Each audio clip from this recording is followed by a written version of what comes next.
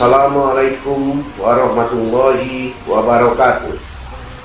Allahu Akbar, Allahu Akbar, Allahu Akbar, walillahil hamd.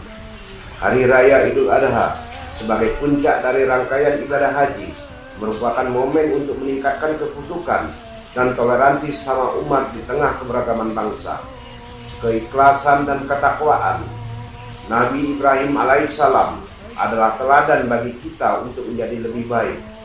Saya, Nurdin M, beserta karyawan-karyawati RM Tekengon mengucapkan Selamat Hari Raya Idul Adha 1445 Hijriah 2024 Masehi. Wassalamualaikum warahmatullahi wabarakatuh.